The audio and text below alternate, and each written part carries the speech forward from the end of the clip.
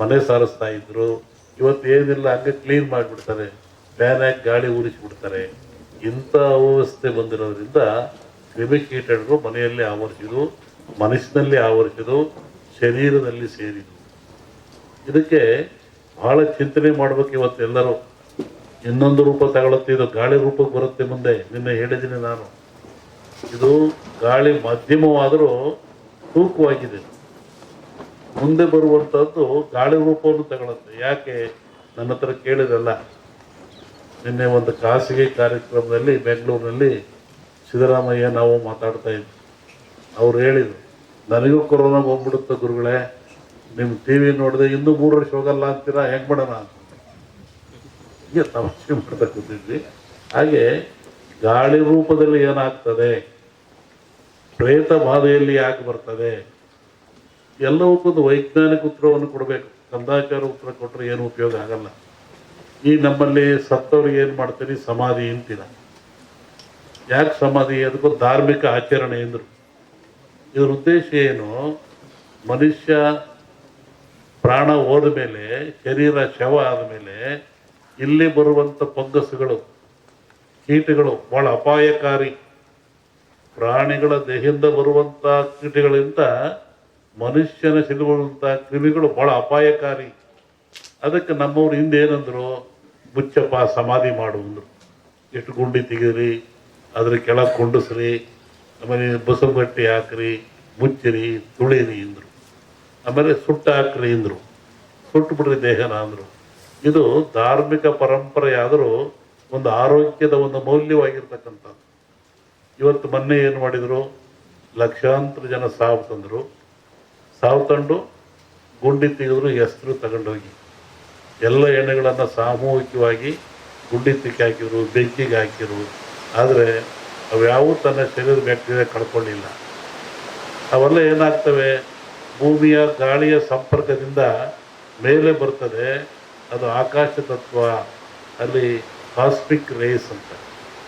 ಭೂಮಿಗೂ ಆಕಾಶಕ್ಕೂ ಒಂದು ಮಧ್ಯೆ ಒಂದು ಲೇಯರ್ ಇರ್ತದೆ, ಕಾಸ್ಮಿಕ್ ಲೇಯರ್. ಅಲ್ಲಿ ಎಲ್ಲ ಸಂಗ್ರಹ ಆಗ್ತದೆ. ಹೆಂಗೆ ನೀರು ಮೇಲೋಗಿ ಮೋಡವಾಗಿ ಗಾಳಿಯಿಂದ ಭೂಮಿಗೆ ಬರ್ತದೆ, ಹಾಗೆ ಒತ್ತಡ ಬಂದಾಗ ಅವು ಕೆಳಗೆ ಬರ್ತದೆ. ಅವು ನಿರ್ವಾತ ಪ್ರದೇಶ ಉತ್ಪತ್ತಿ ಆಗ್ತದೆ. ಅವಾಗ ಮನುಷ್ಯನ ಮೇಲೆ ಅಟ್ಯಾಕ್ ಆಗ್ತವೆ. ಆವಾಗ ಮನುಷ್ಯ ಸಾಯ್ತಾನೆ. ಇದನ್ನು ನಾವೇ ಇಂದು ಇದೆ. ಇದು ರಾವ್ ಹೊಡಿತು ಅಂದರು, ನೆಲಪಟ್ಟು ಹೊಡಿತು ಅಂದರು. ಇದನ್ನೆಲ್ಲ ಅಂತಹ ಕ್ರಿಯೆ ಬರ್ತವೆ. ಅದಕ್ಕೆ ಎಚ್ಚರವಾಗಿರ್ರಿ, ಭಾಳ ಮುಖ್ಯವಾಗಿರಬೇಕು ಅಂತ. ಇನ್ನೂ ಅನೇಕ ಕ್ರಿಯೆ ತಗೊಂಡ್ರೆ ಎದರ ಅವಶ್ಯಕತೆ ಇಲ್ಲ.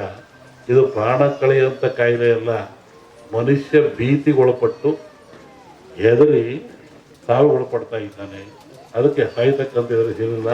ಅದಕ್ಕೆ ತಕ್ಕನಾದ ಮೆಡಿಸಿನ್ಗಳು ಅಥವಾ ಸ್ವಚ್ಛತೆ ಕಾಪಾಡ್ಕೊಳ್ಳಿ, ಭಾಳ ಮುಖ್ಯವಾಗಿರ್ತಕ್ಕಂಥ. ಈ ಧಾರ್ಮಿಕ ಆಚರಣೆಗಳು ನೀವು ಒಬ್ಬರನ್ನೊಬ್ಬರು ಕಂಡ್ರೆ ಏನಂತೀರಾ, ಆರೋಗ್ಯವಾಗಿದ್ದೀರಾ ಅಂತ. ನೀವು ಕಾಗದ ಹಂಗಂತ ಬರೀತೀರ, ನಾವು ಆರೋಗ್ಯ, ನಿಮ್ಮ ಆರೋಗ್ಯ. ಏನು ಆರೋಗ್ಯ ಅಂದರೆ ಏನು? ದೇಹದ ಆರೋಗ್ಯವೇ, ಮನಸ್ಸಿನ ಆರೋಗ್ಯವೇ? ಏನು ಆರೋಗ್ಯ? ನೋಡ್ರಿ, ನಮ್ಮ ಜನ ಎಷ್ಟು ಬುದ್ಧಿವಂತರು. ಸನಾತನ ಕಾಲದ ಸಹಿತ ಒಂದು ಆರೋಗ್ಯವಾಗಿದ್ದೀರಾ, ಶರಣು ನಮಸ್ಕಾರ, ಆರೋಗ್ಯವಾಗಿದ್ದೀರಾ ಅಂತ. ಯಾವುದು ಆರೋಗ್ಯ? 6 ಯೋಗ್ಯವಾಗಿದ್ದಾವ. 6 ಯಾವುವು? ಮನುಷ್ಯರ್ತಕ್ಕಂಥ 6 ಯೋಗ್ಯವಾಗಿದ್ದಾವು. ಚೆನ್ನಾಗಿಟ್ಕೊಂಡು ಚೆನ್ನಾಗಿರ್ತೀರ ಅಂತ. ಕಾಮ, ಕ್ರೋಧ, ಮೋಹ, ಮದ, ಮತ್ಸರ, ಲೋಭ. ಕಾಮಕ್ಕೊಳಗಾಗಬಾರದು, ಮತ್ಸರಕ್ಕೊಳಗಾಗಬಾರದು, ಲೋಭಕ್ಕೊಳಗಾಗಬಾರದು, ಕ್ರೋಧಕ್ಕೊಳಗಾಗಬಾರದು, ಆಶೆಗೆ ಒಳಗಾಗಬಾರದು.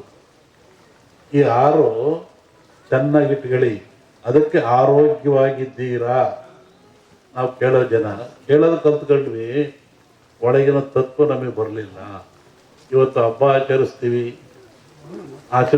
ಸಮಾರಂಭಗಳನ್ನು ಮಾಡ್ತೀವಿ, ಕಾರ್ಯಕ್ರಮ ಮಾಡ್ತೀವಿ ಅಂದರೆ ಅದರ ಮೂಲ ಉದ್ದೇಶ ನಾವು ತಿಳ್ಕೊತಾ ಇಲ್ಲ.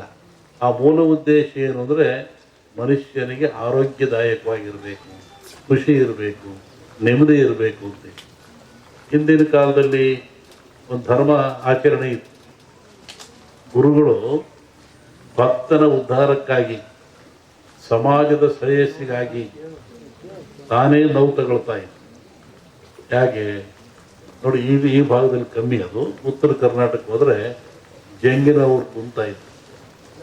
ಒಬ್ಬ ಕಾಲಿಗೆ ಜಂಗ್ ಕೊಟ್ಕೊಳ್ಳೋದು, ಮನೆಗೆ ಬರೋದು. ಬೆಳಿಗ್ಗೆ 6 ಗಂಟೆ ಹೊತ್ತಿಗೆ ಬರ್ತಾ ಇದ್ದ. ಅಲ್ಲಿ ಬಂದು ಜಂಗ್ ಶಬ್ದ ಮಾಡೋವನು, ಅವು ಒಳಗೆ ಹೋಗೋವನು ನೋಡ್ತಾ ಇದ್ದ. ಏನು ಇವರು ಬಾಗಿಲು ಸಾರಿಸಿದಾರೋ ಇಲ್ವೋ, ಇವರು ಸ್ನಾನ ಮಾಡಿದಾರೋ ಇಲ್ವೋ, ಇವರು ಬೇಗ ಎದ್ದಿರೋ ಇಲ್ವೋ, ಇವ್ರ ಮನೆಯಲ್ಲಿ ಸ್ವಚ್ಛತೆ ಇದೆ ಇಲ್ವೋ ನೋಡುವಂತ. ಅವನಿಗೇನು ಅಲ್ಲಿ ಹಿಟ್ಟಿಡ್ತಾ ಇದ್ರು, ಜೋಳದ ಹಿಟ್ಟು. ಒಂದೇ ಇಡಿ ಹಿಟ್ಟು ತಗೊಳ್ಳೋದು, ಜಾಸ್ತಿ ತಗೊಳಂಗಿಲ್ಲ. ಕಾಯಿಕ ದಾಸೋಗ ಅಂತ ಒಂದಿಡಿ ಜೋಳದ ಹಿಟ್ಟು ತಗೊಳ್ಳೋದು, ಜೋಳಿಗೆ ಹಾಕಿರೋದು. ಈಗ ಎಲ್ಲಾರ ಮನೆಗೂ ಹೋಗ್ತಾ ಇದ್ದ ಅವನು. ಎಲ್ಲರ ಮನೆಗೂ, ಯಾರ ಮನೆಗೆ ಎದ್ದಿಲ್ಲ ಹೇಳೋನು, ಎದಲ್ರಿ, ಸ್ನಾನ ಮಾಡ್ರಿ, ಬಾಗಿಲು ಸಾರಿಸ್ರಿ, ಅಡುಗೆ ಮನೆ ಸ್ವಚ್ಛರಿ, ಪಾತ್ರೆ ಬೆಳೆದ್ರಿ, ಮಕ್ಕಳಿಗೆ ಸ್ನಾನ ಮಾಡಿಸ್ರಿ ಹೇಳ್ತಾ ಇದ್ರು. ಅವರು ಮಾಡಲಿಲ್ಲ, ಕೆಲವರು ಬಿಟ್ಟು. ಅದಕ್ಕೆ ಏನು ಮಾಡ್ತಾ ಇದ್ರು, ಅಲ್ಲೊಬ್ಬ ಮಠಸ್ಥರು, ಸ್ವಾಮಿಗಳು, ಮಠ ಅಂತಿರ್ತಾ ಇದ್ರು. ಅವ್ರಿಗೆ ಹೇಳ್ತಾ ಇದ್ರು, ನೋಡಿ ಇಂಥವ್ರ ಮನೆಗೆ ಹೋಗಿದ್ದೆ, ಅವ್ರು ಎದ್ದಿಲ್ಲ, ಬಾಗಿಲು ಸಾರಿಸಿಲ್ಲ, ಸ್ನಾನ ಮಾಡಿಲ್ಲ. ಅವಾಗ ಅವರೇನು ಮಾಡಿರೋರು, ಶಸ್ತ್ರ ಪವಾಡ ಅಂತ ಕಳ್ಸರು, ಮುಳ್ಳಾವಿಗೆ. ಇವತ್ತು ಅವೆಲ್ಲ ಒಂದು ಆಡಂಬರದ ವಸ್ತುವಾಗಿಬಿಟ್ಟಿದ್ದಾವೆ. ಒಬ್ಬ ಬರೋನು ಗಂಟೆ ಅಲ್ಲಾಡಿಸೋನು, ಮನೆ ಮುಂದೆ ಮುಳ್ಳಾವಿಗೆ ಮೇಲೆ ನಿಂತ್ಕೊಳ್ಳೋನು. ಮುಳ್ಳಾವಿಗೆ ಮೇಲೆ ನಿಂತ್ಕೊಂಡ್ರೆ ನೋವು ಯಾರಿಗೆ? ನಿಂತವನಿಗೆ. ಗಂಟೆ ಅಲ್ಲಾಡಿಸ್ ಜನವೆಲ್ಲ ನೋಡ್ತಾ ಇದ್ರು. ಯಾಕೆ ನಿಂತ್ಕೊಂಡಿದ್ದೀರಿ ಸ್ವಾಮಿ, ಏನು ಕೆಲಸ? ನೋಡಿ, ಇವ್ರು ಬೆಳಿಗ್ಗೆ ಬೇಗ ಹೇಳ್ತಾ ಇಲ್ವಂತೆ, ಇವರು ಸ್ನಾನ ಮಾಡಲ್ವಂತೆ, ಇವ್ರ ಮಕ್ಳಿಗೆ ಸ್ನಾನ ಮಾಡಿಸಲ್ವಂತೆ, ಎದ್ದುಗಳು ಹಂಗೆ ಕಾಫಿ ಕುಡಿತಾರಂತೆ, ಯಾವುದೋ ಆಚರಣೆ ಇಲ್ವಂತೆ.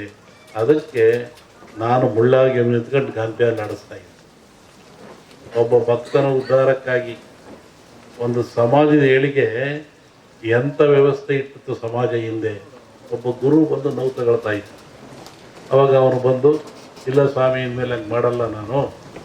ಹಾಗೆ ಒತ್ತಡ ಬಂದಾಗ ಅವು ಕೆಳಗೆ ಬರ್ತವೆ. ಅವು ನಿರ್ವಾತ ಪ್ರದೇಶ ಉತ್ಪತ್ತಿ ಆಗ್ತದೆ. ಅವೇ ಅವಾಗ ಮನುಷ್ಯನ ಮೇಲೆ ಅಟ್ಯಾಕ್ ಆಗ್ತವೆ. ಅವಾಗ ಮನುಷ್ಯ ಸಾಯ್ತಾನೆ. ಇದನ್ನು ನಾವೇ ಹಿಂದೂ ಇದೆ. ಇದು ರಾವ್ ಹೊಡೀತು ಅಂದರು, ನೆಲಪಟ್ಟು ಹೊಡೀತು ಅಂದರು. ಇದನ್ನೆಲ್ಲ ಅಂತಹ ಕ್ರಿಯೆ ಬರ್ತವೆ. ಅದಕ್ಕೆ ಎಚ್ಚರವಾಗಿರ್ರಿ, ಭಾಳ ಮುಖ್ಯವಾಗಿರಬೇಕು ಅಂತ. ಇನ್ನೂ ಅನೇಕ ಕ್ರಿಯೆ ತಗೊಂಡ್ರೆ ಎದರ ಅವಶ್ಯಕತೆ ಇಲ್ಲ. ಇದು ಪ್ರಾಣ ಕಳೆಯುವಂಥ ಕಾಯಿಲೆ ಅಲ್ಲ. ಮನುಷ್ಯ ಭೀತಿಗೊಳಪಟ್ಟು ಹೆದರಿ ಒಳಪಡ್ತಾ ಇದ್ದಾನೆ. ಅದಕ್ಕೆ ಸಾಯ್ತಕ್ಕಂಥ ಎದುರಿಸಿಲ್ಲ.